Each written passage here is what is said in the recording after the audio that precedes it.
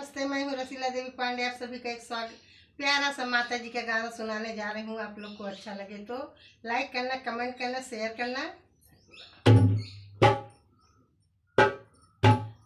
माई महारानी की, माई महारानी की मोहनी मूर्तिया करे जादू गैला, हो करे जादू गैला। माई महारानी की मोहनी सूरतिया करे जादू गैला, करे जादू गैला। जैसे गुड़ाल के फूलवा से रस चुगैला, हो